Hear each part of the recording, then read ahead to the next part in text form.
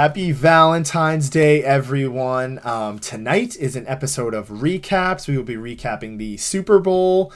A lot of controversial stuff happening in that, Ben. Of course, we're going to talk about that. We'll get to that. We'll get to the hold.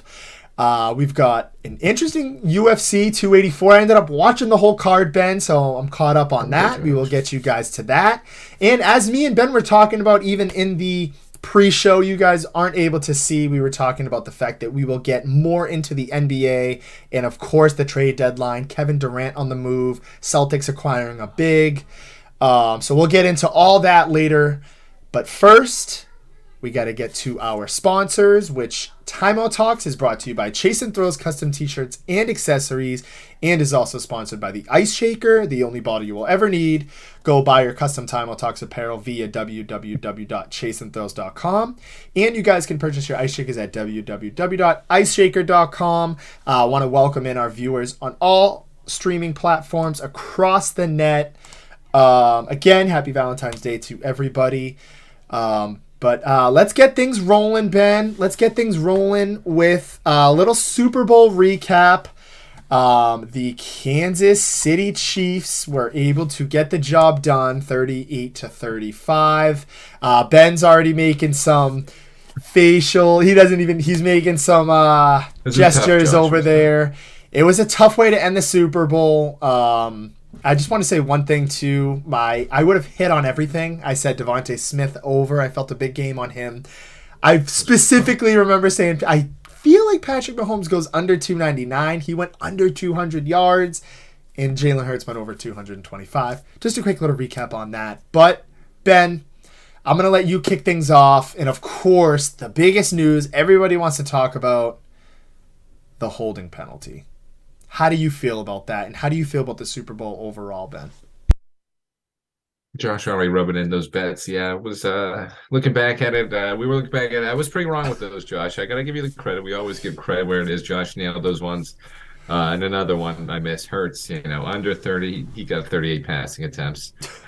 He was just electric that game. So, I was off with the prop bets. Josh was on. Hopefully people listen to Josh instead of me on those ones. I think Josh also said A.J. Brown anytime touchdown. I went with Devontae Smith. It was close. He had a shot at the end. It was right there. I just really wanted him to dive, but it would have been worthless regardless. So Josh got that A.J. Brown one, so I give him a little credit for that too. But I think it was a great game. I loved it. It was electric. I think we both nailed it. Just the pregame sort of predictions for it too. It was going to be an electric game. It was going to go back and forth, high scoring affair. I didn't see Jalen Hurts putting up over 300 yards and doing what he did on the ground. 3 touchdowns, over 70 yards for him. That was just a crazy performance. Sad to see him losing that one, but Mahomes just got it out another win. We'll get to the whole, a little, but you got to give the Chiefs credit. That fourth quarter comeback. Was it Eagles choking too a little? A little give and take there. But Kansas City showed up when they needed to, and Mahomes, was looking pretty bad in that second quarter. Especially when he was limping up. It was a little hobbled after that tackle. I forget it was the tackle. I was from linebacker. It was a nice little tackle right there. You got to get after him on trying to re-injure him, which they did, but he just bounced back. You got to give the Chiefs credit, give Kelsey credit. He was there every play. So Hurts, yeah, I got to agree with Dylan on that one. Hurts really did prove himself right there. Like I said, it was sad to see him put up that performance and not win, but give the Chiefs the credit. And that's the fourth quarter alone. They did their job, but we'll get to the hold. It's just a bad call. There's no way around it. You can't make that call in the Super Bowl. I know even Bradbury has come out. He said it was, he said he tugged the jersey in the beginning, of course, but you just don't make that call. It really was even sort of an uncatchable ball. If you're really looking at two, even if he doesn't tug him, he's not getting that. So it's just too big of a game to make that too close of a call. And just, what you're doing when you make that call. The game's over, basically. They can just run out the clock. So really hated to see it, lose on that. And now, James Bradbury class act, he could have come out here and said, pound on going against the refs like we all are. But he said he owned up to it and everything. Juju's a little too much right now. Juju's going a little too hard on Valentine's. That little tweet he sent out. I'm glad the TikTok boys off the Steelers. Let's just say that over there. But I just overall, that's just a bad call. Like I said, no way around it. You just can't make that call, and it was just really sad to see such a great game end like that, Josh. I think you worded it nicely there, Ben. I just want to welcome in some of our guests here in our chat. We've got Charlie O'Donnell. Great game. Sucks to end that on a penalty, though. I think you got to that one already, Ben. We got Dylan in here. Welcome back, Dylan. Josh was def hyped. The Eagles lost, and Jalen Hurts is top 5. You're right on that, Dylan. You're right on both of those. I was absolutely ecstatic that the Eagles lost. I won my money for my family playoff challenge. Finally, that's the furthest I've ever gone. Remember I had the Saints that one year? They were like destined for everything. They lost. I've had the Packers a couple times, lost. I finally got my money's worth for that, so that was exciting. And Nick DeVosta, it was the right call, and I think he took the words right out of my mouth. I think it's one of those situations where it is a penalty. It's kind of, I don't want to say bang play, but sort of, it was a little handsy. It probably could have been not called. It kind of screamed that typical, like, what the hell? That's a holding. Like, that play that just gets completely tossed to the side. But they called it. It is the Super Bowl. Everything's under a magnifying glass, and it's not like it wasn't like egregious or like an egregious miss. Like he wasn't holding at all. I thought it was the right call. But as Ben mentioned, it really kind of does, catapult the momentum for the Chiefs. Now you're looking at potentially a field goal. You're still leaving well over a minute left on the clock for Jalen Hurts and company, who have just trugged the ball down the field basically all game besides that one turnover and a couple punts. But nope. Instead of that, you've got, who was it? I believe Isaiah Pacheco sliding out. He gets down to the 1. Or it was Sky Moore, one of them. I think it was McKinnon. McKinnon. There you go. Jarek McKinnon. Thank you on that one. Beautiful clock management. You don't want to give Jalen Hurts the ball back. Put up 35 points. And just, I know you touched up on it a little bit, Ben, but I thought Jalen Hurts, the Eagles overall, Nick Sirianni, as much as I get on him, they did what they had to do. It was a great Super Bowl. You look at some of the mistakes they made as well. That turnover that led all the way to a defensive touchdown for the Chiefs. Right from the gate, Ben, it felt like it had that Super Bowl atmosphere. I know both teams put up over a combined 70 points, but you look at some hits like Nick Bolton, you've seen the Chiefs defense flying around, the Eagles kind of containing Mahomes at times, besides that end rush. I thought it really lived up to the hype, Ben. As a Cowboys fan too, for me to sit here and say, it's easy for me to sit here and say that, of course, because the Eagles lost. But overall, I thought it hit all the points. Patrick Mahomes does it. I know the numbers didn't flash out to you guys. I know he had 3 touchdowns, but a lot of people, he didn't really pass for many yards and he didn't really take over, but 6 incompleted passes, Ben, a quarterback rating of 131, had that crucial run again. It seems like this guy, every time it's called on him, he makes a play with his legs. He got the job done, getting that first down in that late drive that realistically won them the game. And, just a great Super Bowl, Ben. I thought both teams played hard. It is one of those things where, you shouldn't have the Super Bowl come down to that holding penalty. But at the end of the day, I'm holding my cap high if I'm an Eagles fan, because you played a good game and it kind of was a penalty. And I know you mentioned this as well, Ben. I'm going to turn it over to you in a second. But I thought the Eagles players handled that great. They a lot of adversity. A lot of people could probably easily go out there and say, that's not a hold there. They were letting us get away with it all game. We didn't have any holding penalties the whole game, yada, yada, yada. You can't call that type of penalty in a big moment like that in the Super Bowl.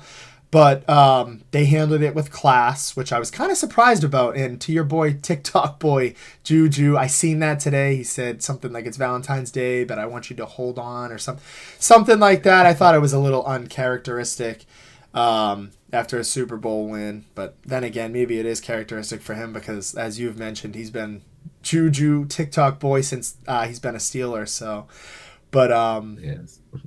yeah, I digress on that. We got Charlie coming in. Rihanna halftime show was underwhelming.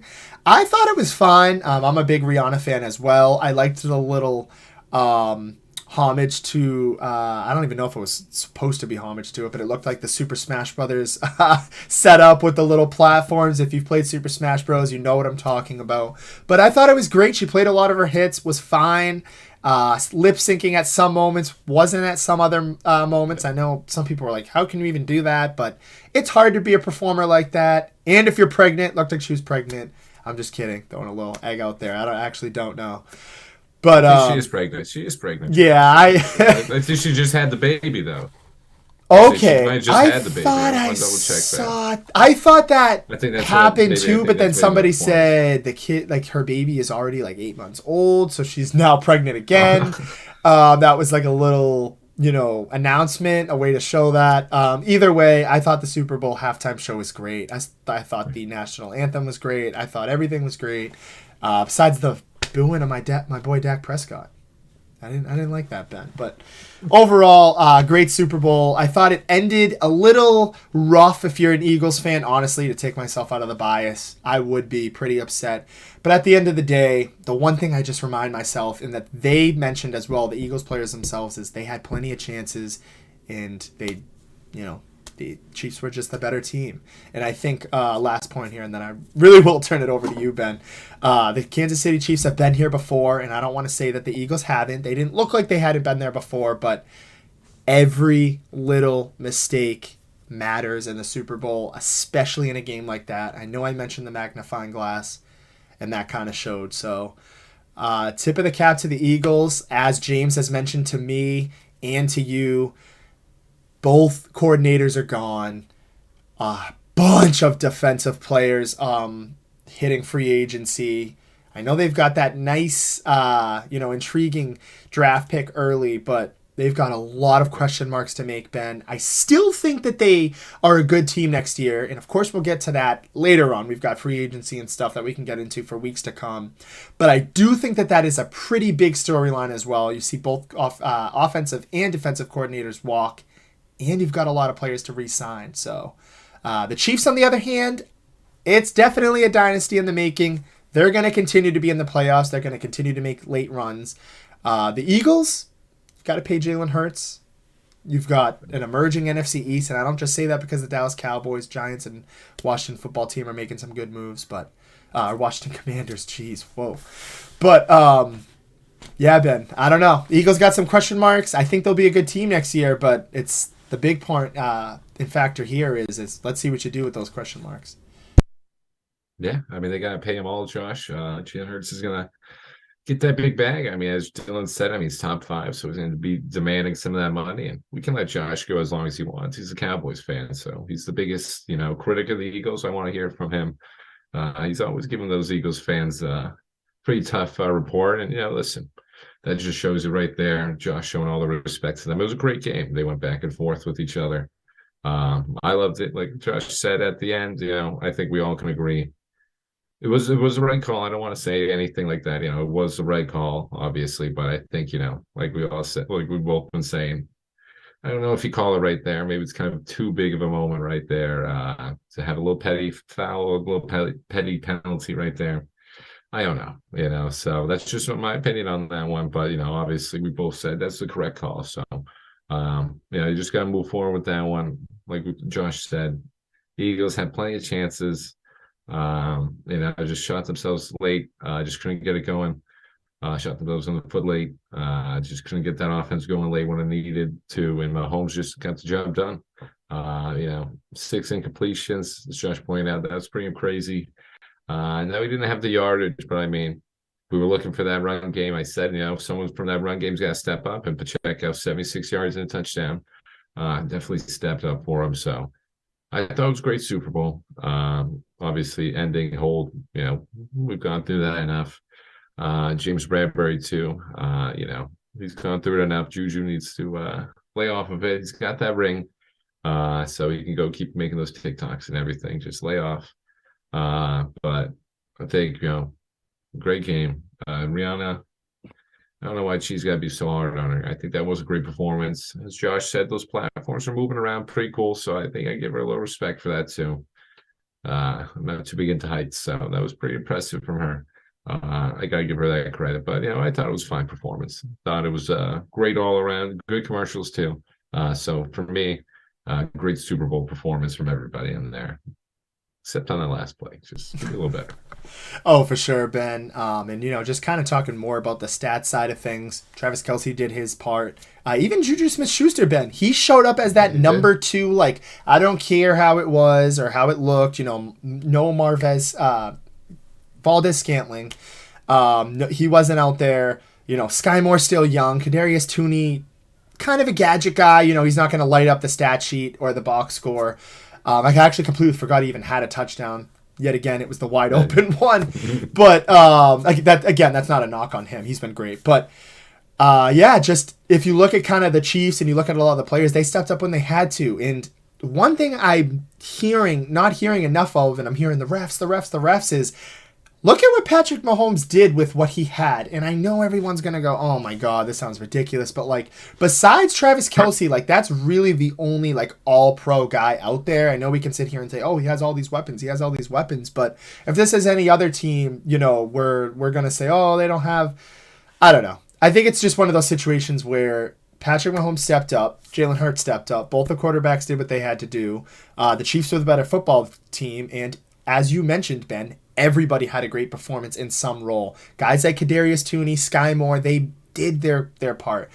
You look at the flip side of things. A.J. Brown was making his circus catches, which he always seems to make. Then you also look at Devontae Smith doing a bunch of the dirty work for the Eagles. Flip back over to the Chiefs. As I've mentioned a little bit here, Juju Smith-Schuster shows up. 7 catches, 53 yards, making big plays. So it was the Super Bowl. All hands on deck, and it looked to me like the Chiefs had all hands on deck. They ended up getting the win, and going to be excited for this short turnaround for the NFL draft and the combine, which will be coming up within the next few months and weeks. And Nick DeVosta coming in here, 0 sacks for the team that led the league in sacks. That's a great point. You're not going to win football games if you're not getting pressure on the quarterback, especially quarterbacks like these two. They are able to make a lot happen even when you are getting pressure on them. So definitely not going to win games that way. And Charlie O'Donnell, you think Andy Reid is retiring? I say no. I think Terry Bradshaw hinted at something with that immediately after they won the Super Bowl. And I know all eyes are kind of on you. Emotions are running high. You're not going to immediately think of your future after you've, just raised the Lombardi trophy. But I think Terry Bradshaw was kind of poking fun at Andy Reid's age. And Andy Reid was kind of just saying, I'm here to let's run it back with what we got. So, yeah, great Super Bowl, Ben. There was a lot that's happened in this past weekend. So I've been kind of itching to talk about some other stuff too. But the Kansas City Chiefs are the football champions. They are your Super Bowl champions. They are the champions of the world. They headed to Disney World, excuse me. And it's just going to have to be a tough pack and trip back home for the Eagles. Hopefully, it looked to me like Philadelphia wasn't on fire like I thought it would be, up in flames. But Good. They're we've got a behaving, Josh, a long... little. Yeah, they forgave it a little. They're behaving. Yeah. They're hanging out now. Yeah, they're getting over it, but yeah, we've got a long NFL offseason for us, and we'll get back to it because there's a lot of things that we're going to have to touch up on. I think the Chiefs should be fine. They've got a lot of guys on one-year deals. They'll be fine. I'm not really concerned about them. But the Eagles, I know James feels a certain way about them. Love to have him come on soon and talk about that. But as we've mentioned, we've got plenty of time to kind of talk about that. Last take here before we move forward. We've got Nick DeVosta saying Andy Reid said he'd be back if they wanted him to. Okay. Yeah. He's not going anywhere. Yeah, I don't think he's going anywhere. And if it's down up to them and it's up to the owner on that one, Hunt, he's not going anywhere, especially after winning a Super Bowl, 2 of them with Patrick Mahomes, and since he's been there. The future's looking bright there in Kansas City. And it's crazy to even say future because they've already been doing these things. They've already been going consistently to AFC championships, hosting the Lombardi Trophy twice. So long off season. We will get to that. On the other hand, on the flip side, Ben, nice little card this weekend. 284. Volkanovski, Islam, great match. I mean, just wow. I was watching that fight with Tyler, who was talking about, I don't even know if Islam's ever gone to the fourth round or fifth round. And that fight went to decision. I thought Islam did win, and I don't know too much of the scoring system here, Ben, so you can correct me if I'm wrong. Right. But I thought he was the clear winner there. Not clear winner, but I thought he did win. I thought it was right. I know some people had an issue with one of the judges' scoring cards of 49-46. But Islam retains. But I think at the end of the day, the bigger storyline here, too, I know Volk was the loser by technicality, but I think he's the winner as well. I think, in my opinion, and just as a casual and what everyone's been telling me, and after watching the fight, you look at him and you see best pound-for-pound fighter in the UFC without a doubt. I mean, this guy went up a weight class and took Islam the furthest he's ever gone pretty much, besides that one loss. But, yeah, I thought it was a great card, Ben. I lost my money on Emmett and Volk, but 20 to win 200 didn't happen, but it is what it is. But I thought this card was a little bit better than the last card, in my opinion. Yeah, it was a great little setting us up for it won in a couple of weeks, Josh. I believe it's March 4th. The UFC 285. John Jones will be back. Got the youngest UFC fighter in ever history, Raul Rojas Jr. back on that card too. But this one, it was great all around card. Yeah, Rodriguez. Unfortunately, like you just mentioned, kind of submitted Emmett right there. I mean, let's say he just kind of dominated that whole fight.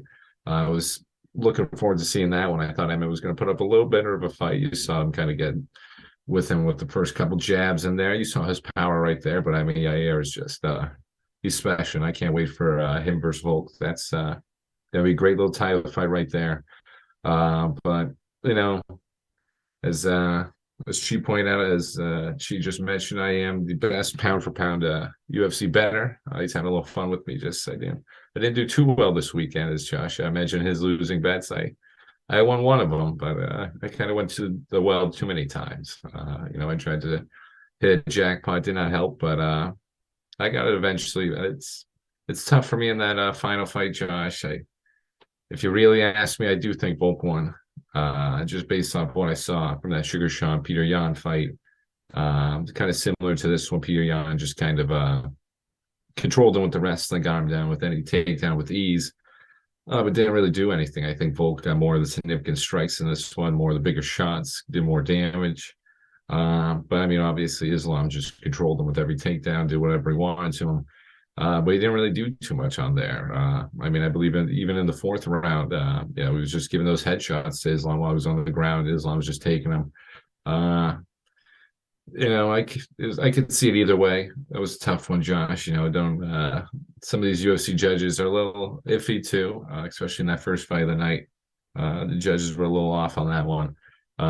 But ultimately, I gotta give it to Islam. But deep down, I really wanted to see Volk win. I think he put up a bigger fight than everyone could have expected. And like you mentioned in the beginning, that was sort of this, like Tyler mentioned as well, this was sort of the biggest, the furthest, I should say, that anyone's ever really taken Islam, really kind of inflicted damage on him. So I'm tired over there. So ultimately, I got to give it to the judges, but I do think Volk won that one, Josh. I got to admit it. That's my fighter. I think he did the more damage. Never seen anyone do that to Islam before. So, but then giving him the double title, that's a little tricky. So I don't know. UFC is always a little shaky with some of these fights and some of these decisions. So, but great card nonetheless. Shout out to Australia. Australia always put on a show over there. They were going crazy pretty early in the morning over there. So I think it was a great card and setting up for a nice one March. Couldn't agree with you anymore. I know I was briefly browsing the 285 fight card. I was seeing Dan Hooker's on that one. We've got a women's title fight on that as well. Again, I'm trying to just kind of grasp a little bit of the UFC. I'm getting more into it, and of course I'm going to watch that one. John Jones, Ciryl Gane. That'll be a good one. I want to say one thing as well. Watching this weekend, I thought it, James said it, and I know one of the announcers said it. One of the fights that really stood out to me was the kid Jack There we go. I Medellina. knew it. Yeah, And there I we was go. waiting for it to get there. That's my Australian guy. born, hometown guy, just dominated. And it seems to me like this is just a dominating fashion for him. If I'm not mistaken, I'm pretty sure they said he's literally just had a finish in every single fight in the first round. If I'm not mistaken, or he's had a finish in every fight, it might be. I You're may right. have Yep. it a little warped a little bit. KO'd. Yeah, no, you got it right, Josh. KO'd every fight in the first round so far. This one was a submission, so we switched it up in this one, but you got it pretty much, the basis of it. Just he likes to finish pretty early, Josh. This guy's exciting. Oh, for sure. He definitely is. And I think he's got, I know we've mentioned this a little bit on the podcast. You think of like the Sugar Seans, you think of like the Poiriers, you think of obviously Conor McGregor, Nate Diaz, John Jones. The list goes on and on and on. You get the point. He's got that little swagger to him. Like, and this is my first fight ever watching him too, by the way. Like a lot of these fights, like just for an example, the heavyweight bout I thought was great, but I didn't know either of the fighters. I thought same thing for Josh Emmett. I've heard of his name. I've watched him fight before. Yair Rodriguez, first time watching them. Great fights as well. But something about this Jack, like Medellina guy, I cannot pronounce his last name. You said Medellina. It's a tough one Something, for me, yeah, too. it's a tough one. It's a little like It's a tongue tough one. twister there, but something about him catches my eye. I think watch out for him. He gives me like, how everybody kind of got behind Patty the Batty. Like, obviously, not saying he's like that's as good as him, or obviously they're two different I'll take fighters. him But over him, Josh. I'll take him over him too. But Right now. this guy's got that flair that you need in the UFC. So I like it. Watch out for him. And the next point I was going to get to as well, and you've kind of already kind of mentioned as well, is Yair Rodriguez versus Volkanovski. That is going to be great. That kid Yair, talk about length as a fighter. As we mentioned, Emmett, he was just kind of throwing a lot of like power punches to me, it seemed. Wasn't able to kind of shake it, lost in the second round. But that's going to be a great fight as well, Ben. I didn't know either of the fighters too much before coming into this, but I'm more excited to see that as well. Very excited to see where Islam goes moving forward, but I think you mentioned it, and one of the biggest things as well to kind of talk about, we'll preview a tiny bit, the John Jones and Gone. I won't ask you who you got winning that one yet, because we still got some time to go until it's there. I think that one is March 4th, if I'm not mistaken. Yep. Mm-hmm. So keep your eyes peeled for that. That is a must see, must watch. First fight in like over 3 years for John Jones. But Ben, I thought this UFC card was, I'd say like an 8.3 for me. I thought besides the title fight, not too much star power. It wasn't like a stacked card if you're like a real casual like me. However, I thought they did a great job. They had it in Australia. The crowd was phenomenal. They were getting behind it, especially in that title fight at the end. It was like that home crowd feeling, It was just a lot of entertainment for me, especially as a casual UFC fan and not all these star-studded names to kind of grab you in. But great card, Ben. If you just want to watch entertainment, you like the fights, and you're a casual like me, I thought it was an 8.3. Just pretty good, Ben. I know the UFC's kind of in a weird situation with Dana White, the slap boxing. Some people saying he's putting too much into that, which is an absolute joke to me.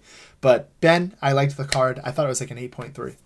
And I paid for it. I ended up having to pay for it. So I thought it was worth the money in some sense. I didn't pay fully. Throwing that one out there. There we go, Josh. Yeah, we don't need to pay fully. It wasn't a card that you want to pay fully for. I'll be the first to admit it was a good one. I like that 8.3. I'll give it a 7.8 ballpark. I mean, like you said, we got some new exciting fighters for those casual people. I'm kind of getting a little more advanced, not really. I like to just brag a little, but I knew Josh was going to say that Jack Maladona one. Jimmy's been saying about this guy ever since he won that fight. I told him before that fight too. I've seen a couple fights of his before. He's just an exciting guy. He's one of these up and coming Australians. They got a good crop of fighters coming up right now. He's going to be electric, Josh. So watch out for that name. Remember that name. And remember Yair Rodriguez. It was a good fight for those guys to get their name out there. Really just electric stuff. Don't really need to know that heavyweight Justin Tafa. I mean, it was a cool knockout. He's going to keep going. He's kind of like got a tie to Ivase build. He kind of gets some exciting knockouts and goes on sort of that path. So it was kind of interesting to see him do his thing. But obviously, Islam Volk lived up to the hype. Great fight. So good card. But I might have to agree with Anthony on that one. I'm going to have to look to lean on the John Jones side. Going next card on that one. We'll give official predictions, but I'm leaning towards the John Jones side on that one. He's just different out there. Couldn't agree with you anymore, Ben. And I think it's one of those things where it's how can't you? How can you not pick him? It's just it's so easy to kind of it's too easy. Definitely excited for that. We'll get obviously way more into depth with that as we get closer. And I know we've had somebody who's been itching to get on, Cam LeBlanc. He's been itching to get on, talk some UFC with us. We will definitely work that out to happening. However, Ben, I've been super excited. I know we talked about this a little bit outside of the podcast as well. The NBA trade deadline. We mentioned a little bit about Kyrie Irving getting shipped out last week. KD got shipped out. The Nets are in a complete disarray, or are they? The Celtics are making small moves. They went out and got Muscala, a big man, who probably will be seeing some big minutes tonight because there is half of our team is out tonight. But Ben, you're just looking at the Western Conference. You're looking at the Eastern Conference. Winners, losers of the trade deadline. Your thoughts on the standings, who's going to climb, just everything in between, whatever sticks to the wall. I hate to say it because I've been making fun of them all year, but Rob's going to be happy with me on this one. I think the Lakers won big. Anytime you can get rid of Russell Westbrook, I'm blanking on who else. Oh, Pat Beverly, of course. How did I blank on him? And bring back D'Angelo Russell, Malik Beasley, Mo Bamba. I know Mo Bamba just got into a little altercation too. He's going to control himself over there, but still a good young player. Anytime you guys can ship those guys out and bring some of those playmakers in, this team made the play now. I think they're going to get into the play, and obviously. There's just really good core right there. Just those three young players can just provide the minutes the Lakers need to just keep LeBron and AD healthy. These guys are actually like real ball players. Obviously no disrespect to Westbrook and Pat Bev. Westbrook's a Hall of Famer, but he's just not playing like that at this moment. He's not providing you those minutes they need. He's a bench guy right now. He's a stat guy mainly on a bad team. Lakers don't need that. D'Angelo Russell's huge for them. Just man the point guard for him. Malik Beasley is just a good depth guy. Not even you put him in the starting position too. Mo Bamba, Roy Hujimara. Rui was a big pickup too. That was a couple of days before the trade deadline happened. That was a big move for them. Losing Thomas Bryant hurt a little, but not a big run. So I think the Lakers made out big. Really liked what they did. Liked what we did too, Josh. I mean, I thought that was a perfect move. Mike Muscala didn't give up too much for it, and we just got a depth big guy that can shoot. That's all we needed. We didn't need to get too fancy. We've got the team. We've got everybody we need on this team right now. We don't need to give up anybody to get anybody that's going to sort of improve this roster dramatically. I think this was a perfect move for us. And like I said, he's going to see some minutes now. So I know some people are a little skittish on him, but I think he's going to provide some good minutes for us and provide a good role on this team. So hopefully Blake can keep up some of that play too from that I've been seeing from him. And I know it's tough. We could spin it either way. Well, I kind of a little confusing what the Rockets are doing. Sort of this Danny Green situation. The Rockets kind of just making no moves that would sort of help them, just getting rid of players and not really bringing anybody in. Kind of weird from them. But I mean, honestly, we could go for the low-hanging fruit. The Nets lost, Josh. I mean, they got some good players back and everything, but just having that experiment blow up on their face, I think there's just no way. You just can't say they're losing this. I mean, losing those three guys and getting this. I know it's a good team. Mikal Bridges is going to be a good player, so Cam Johnson, but to think what they were going to have, to think of this team now, they'll still make the play, and obviously, and all that, but, well, a little further along the play, and I think they're going to be a first-round exit, but I I just think they just lost. Just losing all three of those guys in this fashion, just that's just a tough look for the GM over there, Josh. Couldn't agree with you anymore. And I think finally the Lakers did what they've needed to do for a while now, and that's make smaller splashes, not go for these crazy. They don't. It doesn't need to be star-studded. You know, the Russell Westbrook thing didn't work out.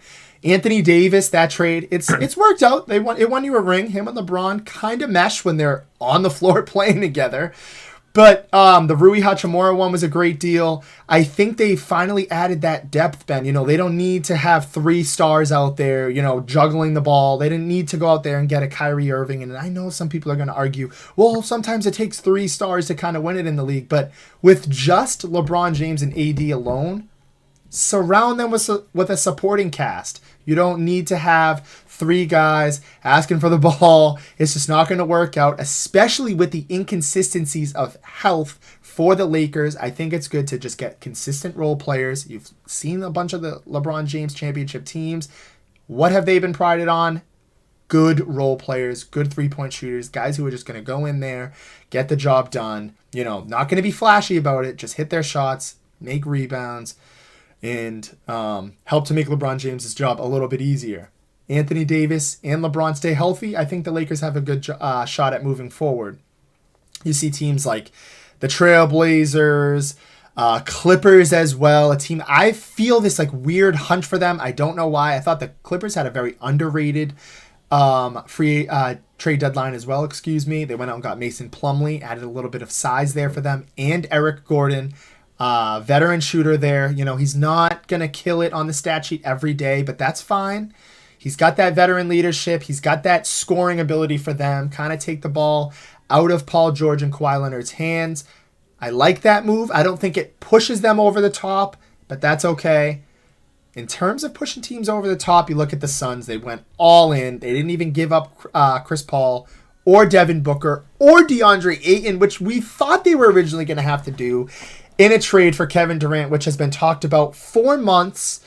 I like it, Ben. I think something says it's too good to be true for me, and maybe that's just because injuries happen and sometimes the cookie doesn't crumble the way you want it to. But on paper, with Kevin Durant, Chris Paul, Devin Booker, and DeAndre Ayton, that's probably the best starting lineup on paper that you could get in the NBA. It also was that piece that they were missing in the championship a few years ago when they made their run. So I love that move for the Suns. I expect them to climb the Western Conference standings.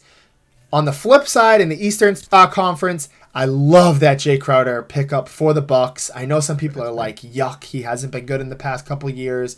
But you look at his playoff runs for teams like the Miami Heat, the Suns, as we've mentioned, the Celtics. He obviously he wasn't like here for a lot of our like deep playoff runs, but he had a great little career in tenure here in Boston. I like that fit for the Bucks because he's given us trouble as well going up against the Celtics. But I know you mentioned as well Mike Muscala. I like that. I'm not going to sit here and dwell on it like Jared and everyone else. It doesn't hurt you. You gave up Justin Jackson and a bunch of future second round picks. And those second round picks probably aren't going to be the greatest, Ben, because, you know, you're going to assume the Celtics team stays pretty good, especially in the Eastern Conference. But I like Mike Muscala. You hit on a couple points here. Adds some depth to the team, adds height, and adds a little bit of three-point ability for your team. As James has mentioned too, and I think this is a very valuable point, in the playoffs, you need every single guy to make an impact, especially on a championship roster.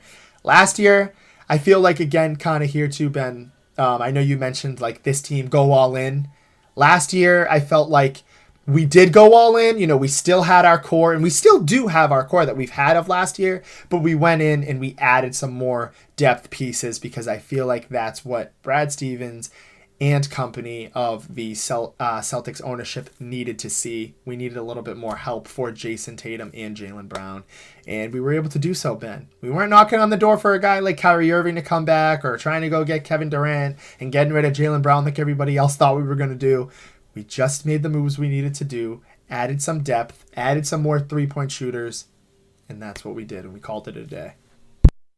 Yeah, I love it. And as we mentioned, we were holding off on the Suns. Obviously, that's the biggest winner in all this. It's just kind of easy if you just go with the Suns as the biggest winner. But we all know, hey, listen, as Josh outlined, you didn't even give up eight.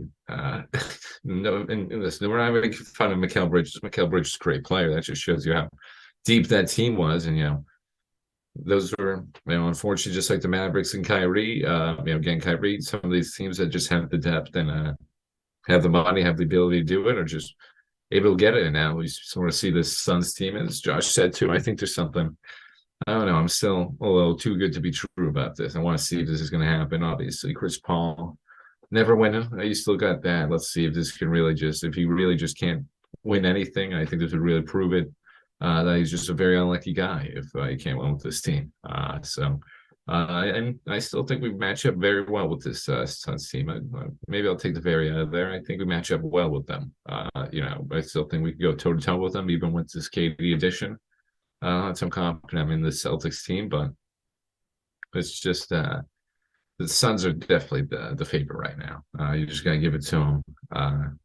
Just that lineup right there is just gonna be too deadly. To start off with. So you gotta give it to the Suns. Shout out to them.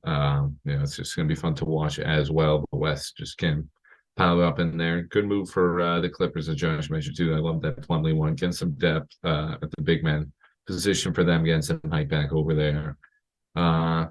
Like I said, don't know what the Rockets are doing. Like you mentioned, they're going to go over there too. Danny Green, they got rid of. They're just getting rid of guys for nothing. So it was a decent one, but I think we covered all that on the trade deadline front. So I think, the real obviously Suns are the biggest winner. Trickles down Celtics.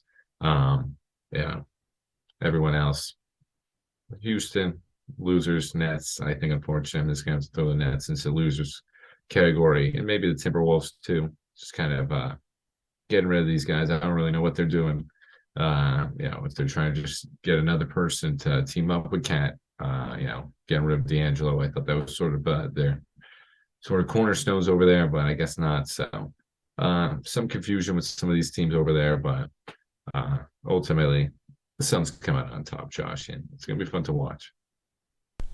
Speaking of Ben, I will get to a little Celtics update in a second, but I agree with that one. I think that you look at the Suns and just quickly mentioned there's just too much star power there. They're already a great team. They kind of haven't been fully healthy this year, and they were kind of missing that one piece, which is kind of crazy to say, but they went out and they got it, and that's Kevin Durant. I don't think it's a gamble. You know what you're going to get, and I think it's perfect for Kevin Durant. You're not going to go try and build a team with the Nets, or try to go out and make something happen with coming back from the injury on a team that's already trending in the wrong direction somehow. I thought this was perfect because you're going to a team that's already established. It's already up there in the rankings, and you could even potentially catch up to the Nuggets, who I hate to say this. I'm sorry, Jacob Dunn, who comes on the show a lot, but I'm not completely sold on them. They really have that regular season Warrior thing to them. I know that they've made their, no pun intended on what the Warrior thing, because the Warriors, but they've had this thing where they can't get to the NBA Finals. They've had these great Western Conference runs with Jamal Murray going insane. Those battles with the Lakers taking them head to head, but something was missing, and it seems to me after this trade deadline, the West got better, Ben. And even just taking a second outside of the trade deadline, because as you've mentioned, we've kind of really just talked about everything. To the Lakers, and to that point we were getting at, I know you mentioned it a little bit earlier, right now they're sitting 13th in the Western Conference, Ben. We're going to play a game here where I'm going to tell you, actually I'll go through obviously the teams and their records, and I'm just going to ask you if by the end of the season, you think the Lakers will be ahead of them or behind them. So I'll give you a quick rundown of the Western Conference standings, which are the Nuggets sitting first at 40-18. We've got the Grizzlies 5 games behind, 34-22. Kings, surprisingly, Ben, they finally turned it on. Shout out to Sabonis as well. That guy's a stud. 32-24. Following behind, you've got the Suns 31-27, Mavericks 31-28, Clippers 31-28, Pelicans 30-28, Timberwolves Pelicans. 31-29. So all that whole from 4 to 8 is pretty close. You have the Warriors 29-28, Jazz 29-30, Trailblazers 28-29, Thunder 27-29, Lakers 26-32, and then obviously the Lone Wolves at the bottom, Spurs and Rockets, who just have no shot. So Ben, the Lakers sit 13th seed for 26-32. I'm gonna name some teams. You think that if let me know if you think they'll be higher or lower than them, because I just want to see something here. Thunder 27-29. Higher. Okay. It's gonna be tough though. Blazers. That's a good team. That's a good team, Josh. Sorry, I just want to shout out No, that you're young good. team. It's gonna be good though. Blazers 28-29. Yeah, Okay. easy. Sorry, Jared. Jazz 29-30. Yeah, they're gonna beat the Jazz. Yeah, they're gonna get over them. Here we go. Now's when it gets a little interesting This here. is Warriors 9th seed 29-28. See, I think this is going to get all jumbled up. So Like people fall I think, down. yeah, I That's was about fair. to say, That's we'll fair. go all up. I think the Warriors are going to climb a little up. Okay. So I think they're not going to pass the Warriors. I think the Warriors are going to keep, they might get within a spot, Josh. You know, within a spot or two, probably. See, Lakers as 9th seed, Warriors 8th seed, sort of situation like that. Okay. I just think, hey, obviously Steph injury, but I think the Warriors are just going to, got Gary Payne back, another trade deadline move right over there. I know he had kind That's of a nice problems with one. his physical, Yep. so but I think they've got that squared away. I think they wouldn't have made the trade if they knew something was up. So I think it's going to be good to go over there. So I got them not higher than the Warriors. And one thing too, getting rid of James Wiseman, they're over that. I thought he was going to Yeah. be kind of nice there, and a team that's been able to draft very well as of late. Another loser too, Josh. Sorry, Pistons. I don't know. How many big men do we need? I don't know. I don't know if they realize what NBA we're playing in, but they keep piling up the big men for some reason. Again, Marvin Bagley, James Wiseman, and they got rid of Sadiq Bey. Sadiq Bey was pretty good. One of their So focal okay. points. Yeah, I'm kind of confused from the Pistons. Throw them in there with the Rockets as well, Timberwolves. It's kind of just confused, Josh. It confuses me. We've got the Timberwolves at the 8th seed, Oh yeah. 31-29. Higher? Easy higher. Yeah, they're going to collapse, like I mentioned. Getting rid of Russell. They're making these moves. We know where they're going. Obviously, Cat's going to keep him in some of these games, but these are the teams LeBron's going to be feasting on. Some of these teams are kind of looking the other direction, not trying to win now, like the Spurs, obviously, and Rockets. I think the Timberwolves are not going to get into that category, Josh, but I think they're going to fall behind. I like it. So you see, and I'm assuming you probably have Pelicans, Clippers, Mavericks, Suns, Kings, Grizzlies, Nuggets all ahead of the Lakers by the end of the season in terms of standings. I see. I'm ahead of them, unless I don't know what's going on with the Pelicans. Pelicans of late, I don't see them dipping too much. They lost their But last. They've lost their yeah, last. In their last 10 games, they're 4-6. So yeah, I knew they hit the skid. I know Zion's had some injury issues, obviously, but I could see them, but I think they're still, with McCollum and everything, I still think they're going to keep their heads afloat over there and just stay. I think the Lakers are just a little too far behind them, so I think the Pelicans are just going to stay there. But it's getting a little close to the Pelicans too. I mean, the Pelicans got kicked into gear, like you just mentioned, playing the best basketball of late. Did win agreed. the last game. And I believe the Pelican, 4-6 in their last 10. They won their last game, but again, between and even, I want to say even it literally is the 4th seed all the way to the 10th seed is really close. The gap between the 4 and the 10 is 2.5 games, which is nothing. That's not a lot at all.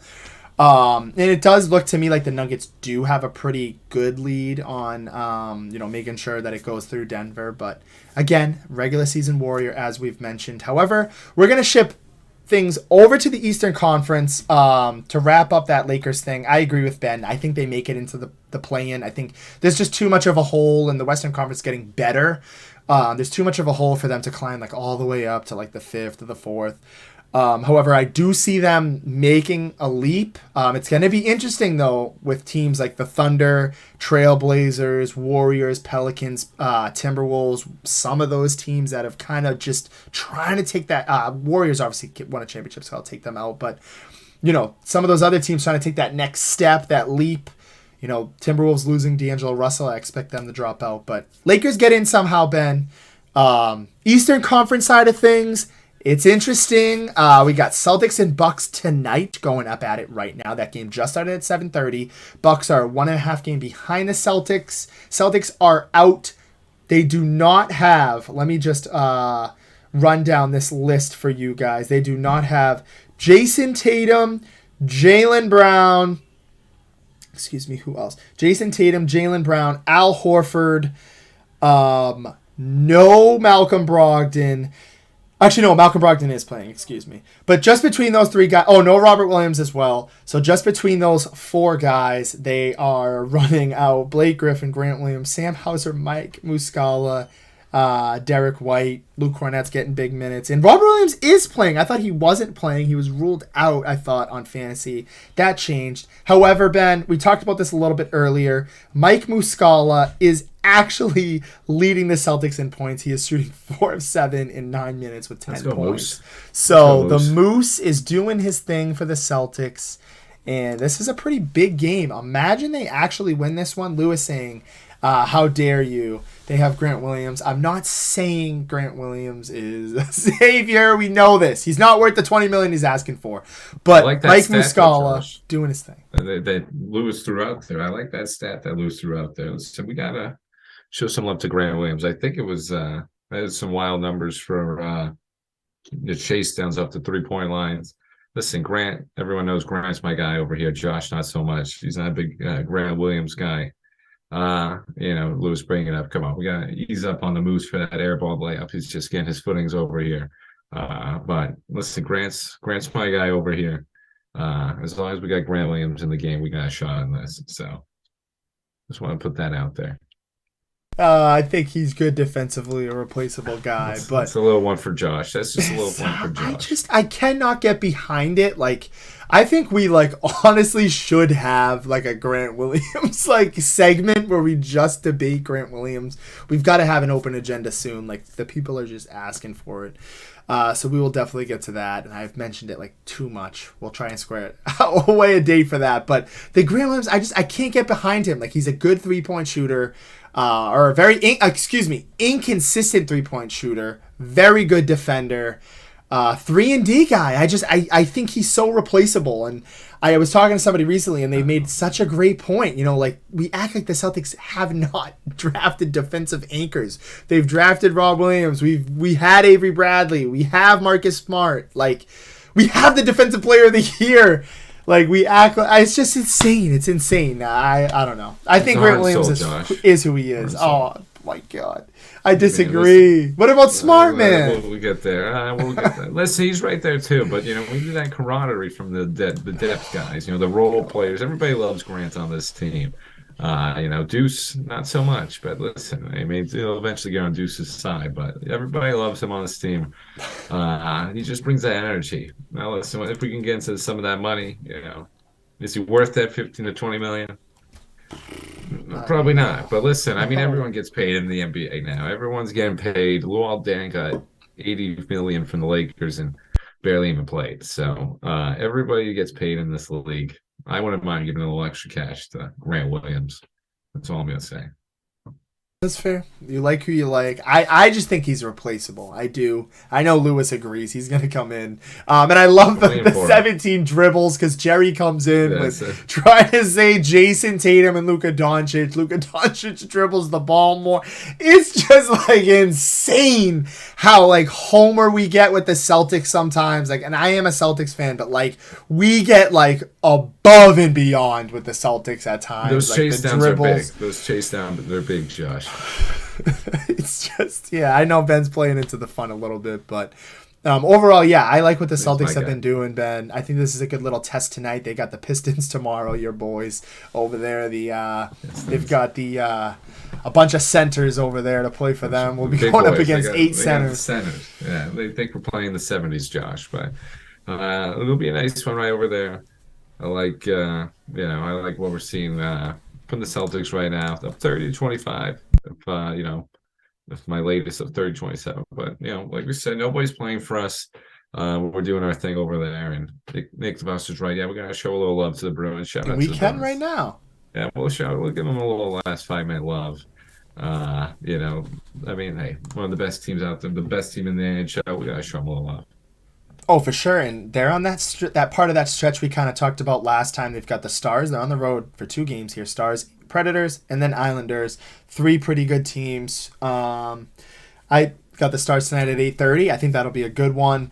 Again, the Bruins just a well-oiled machine. I know it's kind of been the theme all year on Timeout Talks has been the Bruins Celtics just par for par with each other. Which team is going to go further? We don't know. That's a great problem to have. It is amazing that we have both teams first in the Eastern Conference on both of their sides.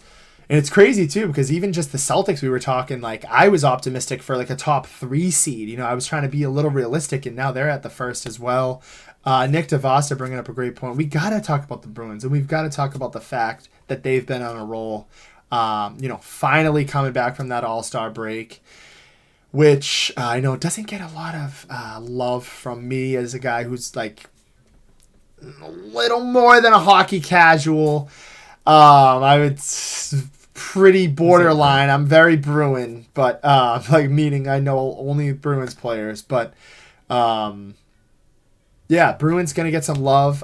Big game tonight. Big 3 game stretch here for the Bruins. Knowing the Bruins team we've seen all year, Ben, I bet they won't miss a beat, and we'll be talking next week about the fact that they're on a 3 game, 4 game win streak. Yeah, yeah, I think we do. I think we'll be talking about that too. It's little tough skid right here, losing the last 4 out of 5 for the Bruins right now.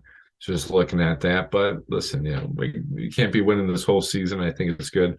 I think I've mentioned this in the previous discussions about the Bruins. We gotta, lose a couple games, show we're not invincible. Get a couple losses under the belt, and always helps the team rather than hurting it. So I think, like Josh said, it's going to be a big start right now. Going to have to go to Dallas. So see Sagan again. Hopefully, it's always good to beat Sagan over there. It's always good to see him there and doing his thing over there. Big Sagan fan.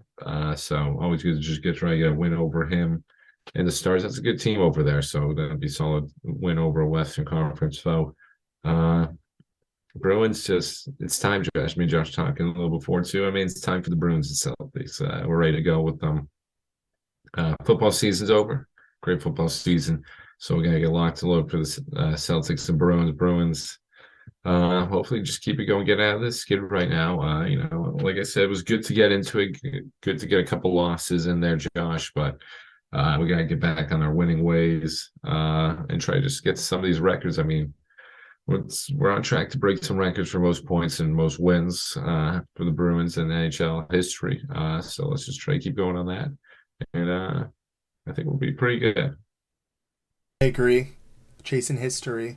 That's I history. actually seen something too, and one of the Bruins defensemen scores. We pretty much win. That's kind of been the focal point of this team. Great goalkeeping, great defense. Of course, great defense is going to set up for success and goaltending overall. This team's just great. Again, another thing similar to the Celtics, we've seen the Bruins have depth.